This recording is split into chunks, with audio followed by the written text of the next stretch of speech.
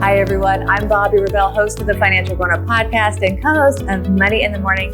I am here with David Bach, 9-time New York Times best-selling author, one of the most famous, most respected financial experts in the country. He's also the co-founder of AE Wealth Management. But what we really want to talk about today is his latest project.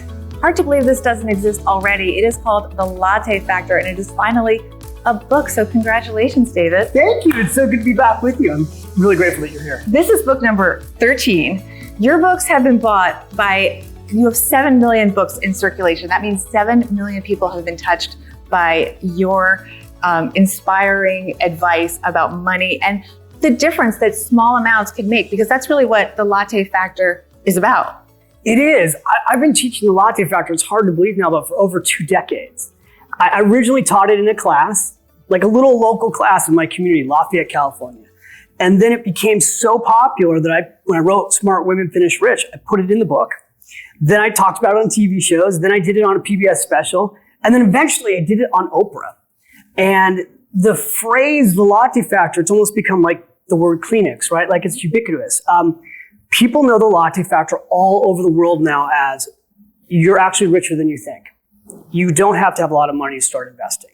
That was what I wanted to teach people to realize. Like, you actually don't have to have a lot of money to get started. Like I was just telling our friends over here, right on the other side of this wall. Well, you're referencing, we have to tell everyone what you're talking about. So we did have hair and makeup today, and David walked in and I was getting my makeup done. And as soon as David walked away after saying hello, the women started whispering to me, wait, we know who that is. We read his books. It's made such a difference in our lives, and they've automated things and really taking your advice from that, taking the small amounts, automating it, and it's changed their lives. So there you go. That's what gives me chills, is that the Latte Factor is what's had the biggest impact on people of everything I've taught in 20 years. It's 2 things. Small amounts of money, if you start saving it, it can change your whole life. And 2, don't have a budget. Savings have got to be automatic. And so the reason I decided to write this book now, because you're right, some people think I'm like, this is an updated book. The reason I decided to write this book now is that, yes, I've got a lot of books out with 7 million books out there and 19 This languages. is book number 13. Book 13. I've realized, truly out of frustration, that like not everybody is going to go read a book on money for the most part. And people need the help. The biggest challenge we are facing in our country right now is that half of Americans have almost no savings. Half of Americans have less, can't even get their hands on $400 in case of emergency purposes. There are 77 million millennials right now. It's the biggest generation of our lifetime. And many of them are drowning in student loans, and they're afraid to start saving because they don't know exactly how to go do it. So what I decided to do was write a book for people, number one, who normally would not read a financial book. So it's been a dream of mine to write a little book, super little, by the way. This book, it's not, it's super little. Yeah, it's not a novel, it's a parable. I went out to Geneva and had dinner with Paulo. And he said to me, this is 2012, he said, David, what is the one book that your soul has not written yet? And over many glasses of wine, I told Paulo, you know what? This book, The Latte Factor, I want to write a book that will translate all over the world, that will help people realize that they're richer than they think, that small amounts of money can change their life, and that you don't have to wait to retire to live a rich life. And he looked at me and he put his hand on me and he said, then David, you must write that book. So literally from the moment I left Geneva, I came home and I said to my wife, well, Paulo thinks I should do this. And she's like, well, you've been talking about it for 10 years, go do it. So this has been a labor of love. It is a little story. You can read it in an hour. The initial reviews from this book are like off the charts. I mean, I had a woman yesterday on our Insider team post, and she said, I've read all of David's books. This is my favorite book yet. It made me laugh. It made me cry. I'm telling you, ladies, anyone can do this. And can we talk about the feedback and the reviews so far? Because you mentioned the idea of retirement. So Vicki Robin, sort of considered the one of the creators of what we reference now as the FIRE movement, financial independence, retire early. And the idea being you don't have to wait until a conventional age, whatever that age may be in your mind, to live effectively a rich life, to live whatever your retirement is, however you define it. So I'm going to read what Vicki Robin said. Sometimes a story is worth 1,000 pieces of unheeded advice. Let this lovely tale, laced with practical wisdom, inspire you to make a few elegantly simple changes without budgeting to build the wealth you need for a life you love. I was so honored to get her testimonial. And it's interesting because millennials are really following her. Oh, yeah. They call her the millennial whisperer. And she's not a millennial, guys. She's not even close to millennial. And she's older than I am. And millennials are such a smart generation. They're tapping into the reality that they don't want to wait like their parents to have a great life. They want to be traveling now, and they want to be living their best life now. And that's the story of the Latte Factor. The book is based on this young woman whose name is Zoe Daniels. It's a New York-based story. Oh, yeah, and it takes place at I love the way you have specific landmarks in the story because it makes it so real. She lives in Brooklyn. She commutes to downtown, right by where I live. She goes to work in the Freedom Tower. She comes out in the Oculus in the subway station, and she sees this LCD screen that's a football field length long, and it says, if you don't know where you're going, you might not like where you end up. And then in the story, she comes up right at the memorial. And normally she would just walk into the office at the Freedom Tower. But today she stops at the memorial for the first time in years, and she actually takes it in. And she sits down on this marble chair and she looks at this and she takes in the fact that thousands of people have died here. And she looks at people that are looking at the memorial and she asks herself the question, what is she doing with her life?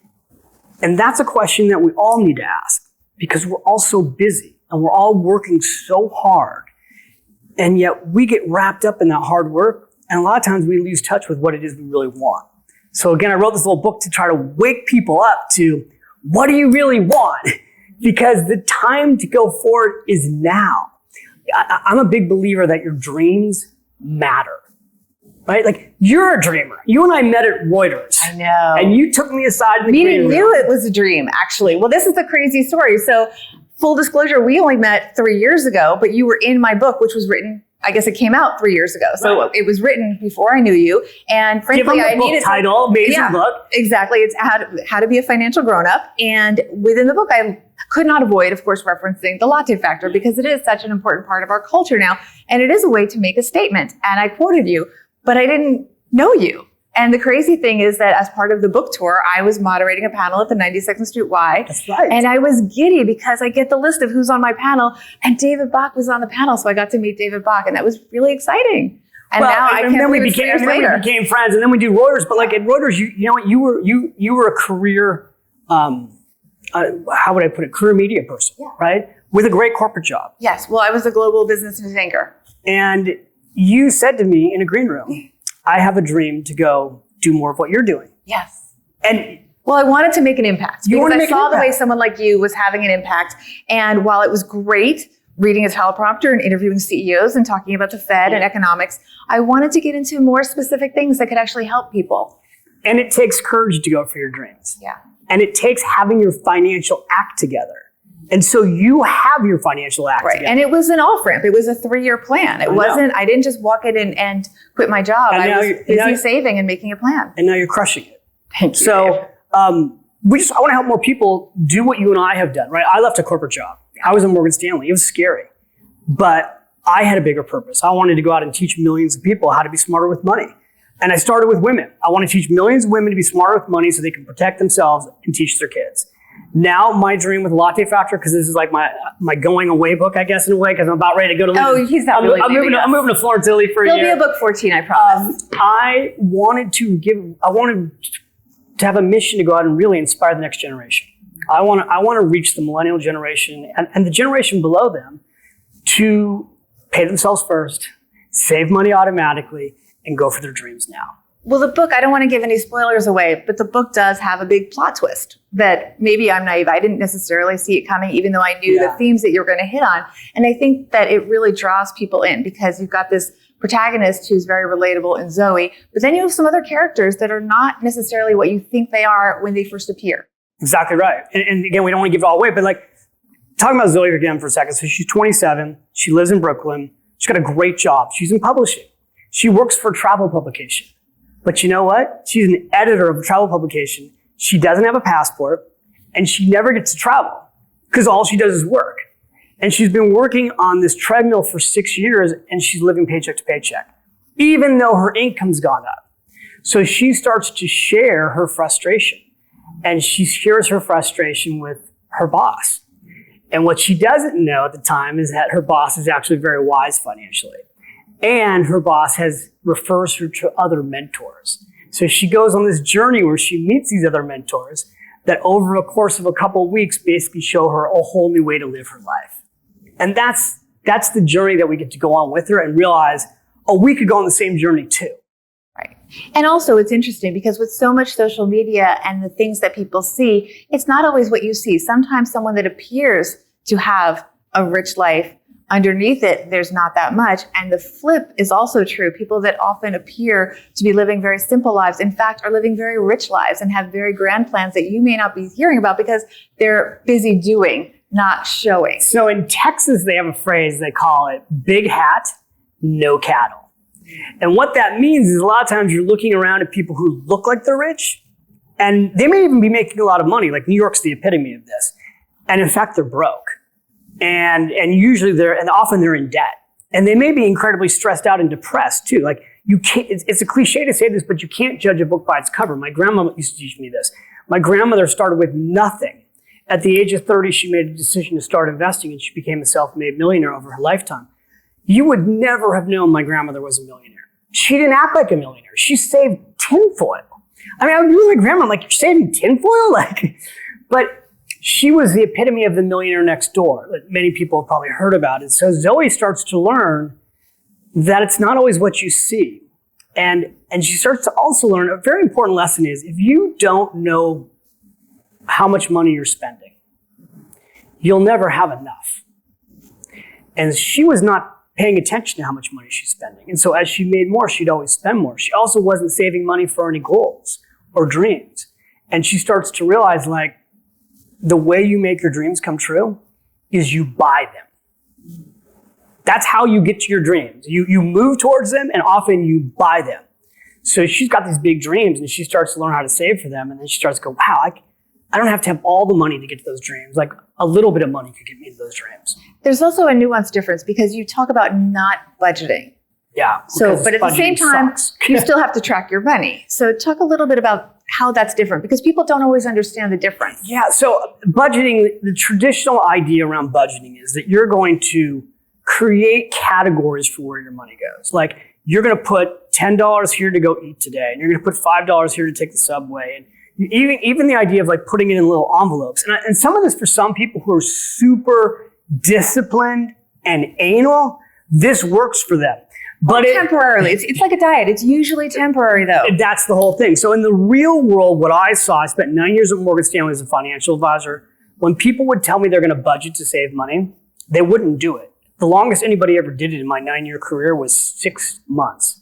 What I realized is that the only way you actually build wealth, whether it's for emergency purposes, dream account, saving for retirement, is when the savings is automated. The money has to leave your paycheck before you can touch it. And by the way, this is exactly what the government does. So the government knows that you and I can't budget, is why they take money from us automatically. They take our federal taxes and our state taxes and our social security taxes. If you live in New York City, they take your New York City tax. And so you come to work at 9 and you basically work until 12:30 for taxes here in Manhattan, where we are right now. Makes you kind of want to come to work after lunch. But what Zoe learns is that the key is that her first hour a day of her income has to come to her. I was telling our friends over here who are watching back there that you need to be financially selfish. Part of an important lesson is you work really hard for your money. You have to be financially selfish. You have to put yourself first. You have to pay yourself first. You have to stand up for what you really want. I love when I meet people on the street because I hear these real stories, but like someone was just saying to me, literally like an hour ago, I go out with my girlfriends and they all drink and I don't. And then when we go to split up the bill, I'm paying for drinks that I didn't have. She's like, what do you think about that? I said, I think that you should say, I didn't drink anything. I'm sorry. I'm paying for my Diet Coke. Because you worked hard for your money, you need to put yourself first and pay yourself first. She's like, okay then. It's interesting because the book also has a lot of heart. Zoe is told you're richer than you think. I think a lot of people have this mentality, I don't have the money to do stuff. In Zoe's case, I don't have the money to travel. I can just work and write about it. So there's a whole psychological element to the book as well, to reframe your thinking about your own money. It's hugely psychological because the way we spend money, whether it's the right way or the wrong way, is all psychological, right? When people's finances aren't working, it's because their values aren't clear around how they spend money. That's why I spent 20 years teaching people to look at their why. The reason the book starts with your why is you need to discover what your why is so that you can make financial decisions that get you closer to your values and your dreams. The idea that you're richer than you think is something, again, I've been teaching for 20 years. It's showing people you're richer than you think is about more than money. It's about how spiritually lucky are you to be alive right now? How incredible is it that you're here? How do you use your life and your God-given talents to make a difference in your own life and the world? The reason I still do this, people are like, how do you have this energy 26 years later and doing this? Is because I actually believe I was put here to do what I do. I'm in the freedom and hope business. I'm giving you the tools when it comes to money, but what I'm really trying to do is free you to figure out what it is you want to do with your life and then go give your gifts back out into the world.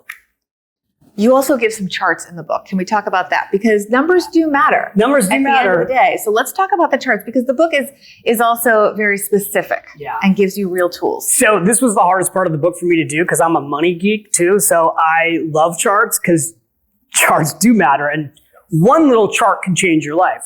The first chart in this book is the chart that changed my life. So there's a chart, and you guys, I don't know how well you'll be able to see that, but maybe we'll screenshot it. This chart was shown to me at the age of 27. And it shows what happens if you put $2,000 a year away at the age of 19. You just put $2,000 from 19 to 26 away. And you never put another dollar away. That person who we have in this example, Susan, at 65, she has $1,019,148. She's only started saving at 19 and she stopped at 26. Now Kim comes along at 27 and she puts $2,000 a year away all the way till the age of 65. She happens to do, by the way, amazing. She ends up with $805,000, but that's $213,000 less than her friend. You can see there. So when I saw this chart, this is what most people, including my 15-year-old who looked at this chart, what happens is people look at this chart and they go, how is that possible? It's compounding. You met my it's kid. As simple as that. That's what Jack said. Yeah. He's like, how is that possible? Time. I'm like, this is the miracle of compound interest. This is what Einstein said was one of the greatest miracles ever, compound interest. This is what should be taught in school. I learned this, happens to be at 27, because I'd started working at Dean Witter, and a guy in our office who was 61 years old and was retiring, at the end of his retirement speech, he asked the room, who's 27 in this room? And a bunch of us were, and we raised our hands, and he goes, well, let me show you this chart. And he said, here's the last thing I'm going to tell you guys. The dirty little secret about the financial service industry. Most financial advisors get to 50, 55, 60, and they're broke. They don't do for themselves what they should do for their clients, and you should not be one of those people. So all you need to do is put $2,000 a year away, and by the time you reach 65, you'll at least have $1 million. And then he goes, now you're going to make a ton of money as a financial advisor, so you should have more than that. But at a minimum, you should do this, and you should make sure your clients get their kids to do this. I went back to the office. I'm like, I got to do this exact same thing. Now I've saved more than this. All these compound interest charts have come true in my life. I sit here at 52, getting ready to go hang out and spend a year in Florence and eat pasta and drink wine and check out with my kids. And it's because I did all this stuff. You can go do this too. We've got the charts that show the compound factor of the Latte Factor. There's another chart here that shows somebody saving $300 at the age of 25. And how by the time they reach 65, that person's got almost $2 million in savings. Next person starts at 35. They've only got $684,000 in savings. It's easier when you look at the chart, but what happens when you see this in black and white, two things should happen, like it happened to me. Number one, if you're young, you're going to look at this and go, I don't want to wait. Don't wait 10 years. Don't do what most people do, which is if you're in your 20s, don't wait until you're in your 30s. If you're in your 30s, don't wait until you're in your 40s. If you're in your 50s, don't wait until your 60s. Don't wait another year. Right? What happens with compound interest is that when you get started now, it works in your favor. So just with the charts alone, what I hope this will do is inspire people to get going. I hope older people are going to read this book too, like baby boomers, be like, okay, my kids are never going to listen to me, but they'll listen to David and they'll hand him this book and they'll say, just do this. And it's easier than ever because you can automate so much that you couldn't necessarily before. And now we have so many plans where companies will support you and match you. We have ways to save after tax, before tax. So sometimes the after tax vehicles are only available when you make lower income. So they're really directed towards younger workers. And if you think because you're making less money in your 20s that you might in your 30s, guess what? Your expenses are going to go up in your 30s. 20s are really the easiest time. You go out and have kids, and then those people suck money out of your pockets. So, no, today is always the day to start. Yeah. And today's the day to start with even just small amounts of money, like $1. $1 is better than nothing. $5 is better than $1. $10 is better than $5. And there are apps to help you. There are easy ways to do it. But David, I want to give you a hard time about one thing. There are a lot of people that are skeptical because you do talk about a 10% return. Yep. So even in the book, right, like Zoe comes back all excited about this, and then she shows it to one of her friends, and her friend's like, oh, those things don't work. First of all, 401k plans don't work. By the way, that's completely wrong. They work fantastic. Second thing is, he says, well, you can't, where are you going to get a 10% rate of return? That's not possible. Really, it's not. Well, we happen to have a chart in the back of the book that goes back to 1926 that shows you the rate of return of all different asset classes: treasury bills, bonds, large company stocks, small company stocks. If you go back to 1926, what you'll see is that large company stocks have averaged over 10% annually. Small company stocks have averaged over 12%. Now, those are not guaranteed rates of return, but long-term, the markets work. And even a boring, diversified portfolio, and one of her mentors tells her this, has averaged about 8%. So a portfolio that's 60% stock and 40% bonds. Yeah, it's averaged about 8%. And you learn about the rule 72 that basically, look, 7% return on your money, you double your money every 10 years. So don't believe the naysayers who say you can't get a good rate of return. You can, if you learn how to do it, number one. Number two, the most important rate is your savings rate. So what happens when people go, oh, you can't make a high rate of return, is that then they don't save. The two rates that matter: what's the rate that you're saving, meaning how much money you're putting away, and we give you a formula, it's 1 hour a day of your income, and then what's the percentage that your money's earning. Because the percentage that your money earns determines how fast your money doubles, and how fast your money doubles determines how fast you become free. What about timing the market, though? I mean, should you be careful about when you put it in, or are you dollar cost averaging everything? See, I love Bobbi because she's just teeing that one up, because I don't believe in timing the market. I know. So for those who don't even know what that means, timing the market, what it means is like the markets go down and you panic and you get out. And then you go, okay, well, now I think the markets are going to go up, and then you get back in. You've heard of the phrase people always hear is buy low, sell high. Nobody, by the way, does that. What people do is they buy high and they sell low. The average investor gets investor's dyslexia because of the emotion of the fear that when your account starts going down, it won't stop. That's what happened in the last recession. Markets went down 30, 40, 50%. It's 2008, 2009. I was doing the Today Show every week. We had a segment called Money 911. On the streets, people are literally panicking. You would see, on all the shows and on the articles, the markets are never going to recover. And I was on these shows in 2010 with a brand new book called Start Over, Finish Rich, saying recessions create millionaires. Right now, everything's on sale. Stocks are down, real estate's down. That's when you buy and invest. Now, we are at 10 years in a high market bull cycle. If you started investing in 2009, we are exactly 10 years away today. And if you've just been in the market and you left it alone, meaning like you invested and you just left it alone, you're up over 400% with reinvested dividends. There are a lot of people who got scared with that last market. They got out, and now they're getting back in. Right. And as we speak, by the way, the market is near all-time highs. Market's near all-time highs. Yeah. So you go in the market now, you will see another market correction because they come every 10 to 15 years, big ones. You just need to know it will come back up again. The average investor's rate of return, according to Dalbar, who tracks all this stuff, the average investor earns 2.65%. The markets I just told you have averaged 10. How does the average investor get 1/4 of the annualized return in the stock market? The average investor buys high and sells low. You need a simple, boring, automated investment plan, and you need to just leave it alone. And then for short-term things that you want to do, like when Zoe has a dream to start taking these trips, you don't put that money in the market. You put that money in a savings account, a money market account. If you want to buy a home, you don't put money that you want to buy a home in the market. So it's also knowing what to invest for what goals and dreams. Let's talk about homes now that you mentioned it. Home ownership is a lesson in the book. You call it the escalator to wealth. I was an early homeowner. I bought my first home at age 23. That's why she's rich. I'm on my third home, but by buying a very, very, very inexpensive apartment in a market that was not good at the time. It was a terrible market. And it was very hard for me to buy that because it actually went down in value after I bought it. But I had a lot of conversations with my dad, who was a good investor. And he basically did the math with me of what I was saving for rent and all the different formulas, and that I had planned to be there for a while. And it worked. I was able to sell it at a profit. And as I mentioned, that allowed me to have a family-size apartment in New York City as an adult. So that was a big deal for me. Tell me more about homeownership and why you're so passionate about it. What you just said is... And you've seen my apartment, actually. I know. It's beyond a big deal. Yeah. It's life-changing. You know, my wife, same story as you. She went to college in New York. She bought an apartment right out of college. Totally, same thing. Her father pushed her and pushed her and pushed her. Take this money. And it was teeny tiny. It was teeny tiny. Yeah. That little teeny tiny apartment today, which has now been 1031 exchanged into another apartment in a building that we live in, is worth so it started at $250,000 roughly. That little $200,000 apartment today, the value is $2 million.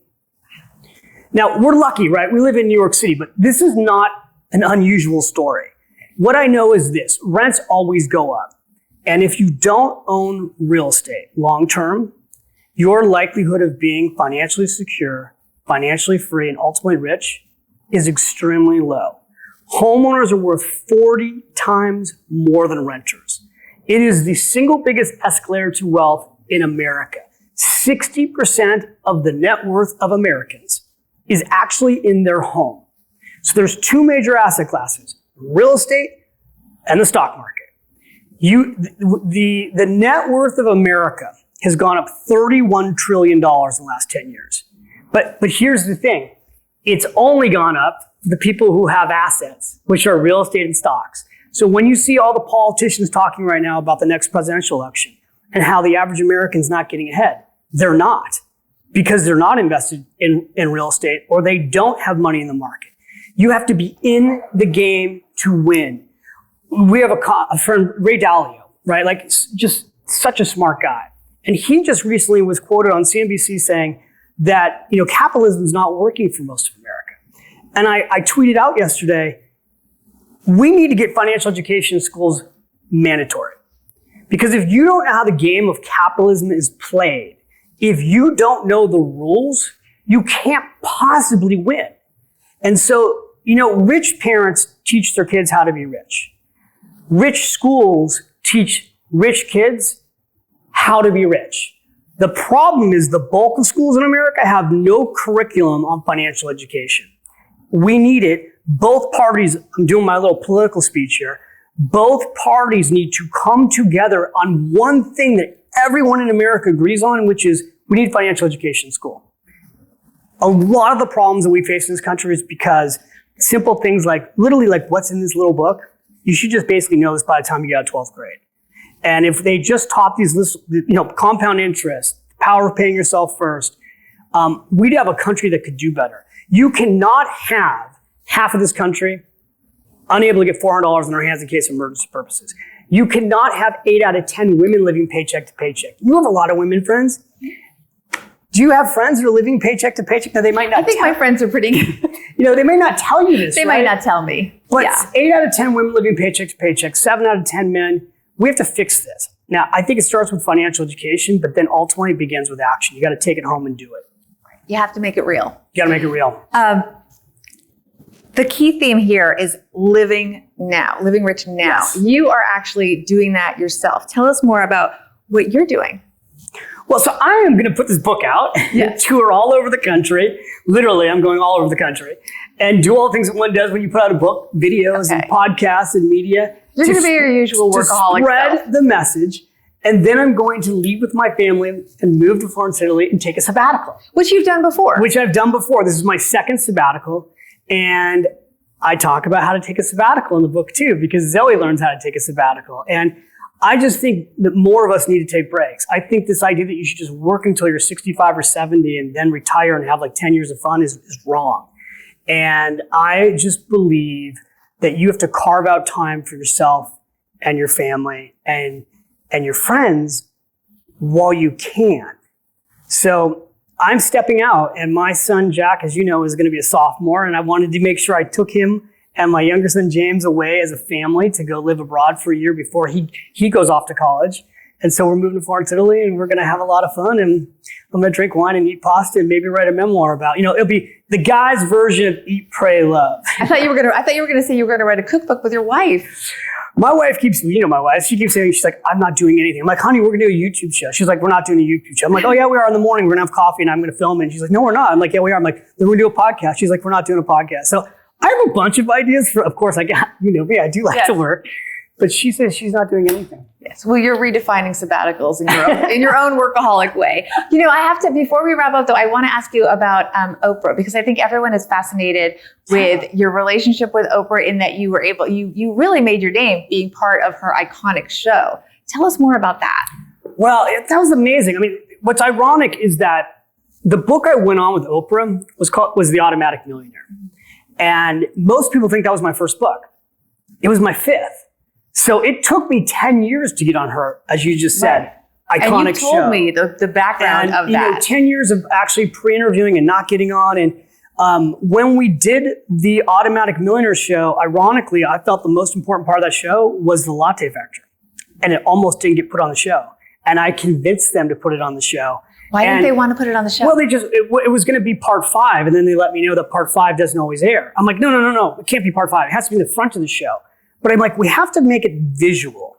So they said, well, how do you want to make it visual? I'm like, well, I don't want to make it visual with a chyron behind us. What I want to do is make it visual, like real money. So like, let's have this woman track her Latte Factor. Then we could have Oprah like pull back a sheet and we could have $250,000 in cash sitting there. And the funny thing was the producer goes, one person said, well, how are we going to get $250,000 in fake money? And then another producer goes, this is Oprah. We can get real money. So they did not. It was real money? They really ran around the room. They went over to Oprah's office. They came back and they're like, she's in. And we had real money. So Brinks literally came with a truck, brought $250,000 in cash. There were a bunch of guards. She pulled the sheet back and the audience looked at it, and I don't think that they realized it was real, because I go literally on stage and I go, guys, it's real money. And everybody goes, whoa, because when have you ever seen $250,000 in real money? And I think it was like $260,000 in cash. And the woman in the front, who looks quite frankly like a lot like you, like if I could go find the reel, she literally goes like this, and she's like, her mouth just dropped. And she's like, oh my God. She's like, that's what this is all costing me. And that was the aha moment for her. But that was the beauty of Oprah is that became the aha moment for millions of people. And then she re-aired that show. And then she, God bless her, had me back. And we did a show on couples and money. And then we did an entire series of shows on getting America out of debt. So grateful to her, because that was life-changing. That really was like a game changer in terms of, unfortunately, there aren't shows like that anymore today. Oprah, I wish you still had your show. But that was amazing. Yeah, another iconic person that's been in your life is Tony Robbins. He also was kind enough to contribute the foreword to my book, How to Be a Financial Grown-Up. Nobody better. He's a very generous person. He's a huge star unto himself, but he is sincerely a very generous and giving man. And he gave you a testimonial for the book saying, David Bach is one expert to turn to when you're intimidated by your finances. His powerful and easy to use program will show you how to spend, save, and invest your money to afford your dreams. The end part being key. Tony is, I believe, the best teacher I've ever seen on a stage in my entire life. There is nobody who's a better speaker than him. But he is such a big heart. And he actually interviewed me for his book, Money Masters, which the Latte Factor is in his book. Oh, that's awesome. I have to go back and see that again. I know I've read that. There's an entire section in his book about the Latte Factor, because I've known Tony for also 2 decades. I used to do seminars with him. But amazing thing about Tony is, example, like being a real human being. He gave me that testimonial, and I sent him, I texted him like, thank you. Tony's pretty busy, right? Like if you actually know Tony, little. like he's about as busy as anybody ever know. 15 minutes later, I get a voicemail back from him. He always does audios, and he's like, it's like 3:15 in the morning in Fiji, and he's been like in 30 countries or something crazy, and he's like, oh, I'm so proud of you. I love this book. I hope everybody in America reads it, and you're going to help so many more people. And I'm like, that's the kind of human being he is, you know? And I think it's all about being a giver, and Tony's a giver. And it's interesting when I think full circle in life, because I heard John Templeton speak because of Tony Robbins. He's one of I look at John Templeton as a money mentor. And John Templeton said, most people are raised to be a go-getter, and he credits all his success to being a go-giver. And then if you want to go, like hair on my arms right now, but you want to go full circle, the collaborative writer with me on this book is John Mann. And John Mann, I think, is one of the greatest writers out there in the world on parables, and he wrote The Go-Giver. So he sent The Go-Giver to me to provide a testimonial on. This is like, I think 15 years ago. And I said, John, I've got this book called The Latte Factor, and someday you need to write it with me. And so John and I talked about this book for 10 years. And finally, when I had the real idea, I called John up and I'm like, you got to fly to New York because I know exactly how the story rolls out now. And then what happened? What was that like to finally get started on this concept that is now going to be a book? It was amazing because I took him to the Oculus, which is where this book starts. And I walked him from the subway through to the Oculus, up the stairs, to the 9/11 Memorial. I visually took him through the story. And he's like, I got it. I get it. Let's do it. Yeah. So tell us where people can find out more about the book, more about you, and follow your adventures in the next few months. Yeah, well, first of all, thank you for doing this. This has been so fun. Website, davidbach.com. thelattefactor.com, thelattefactor.com. There's going to be a whole book site page there. And then I'm on Facebook and Twitter, so you can go find me on author David Bach at Twitter and Facebook at David Bach.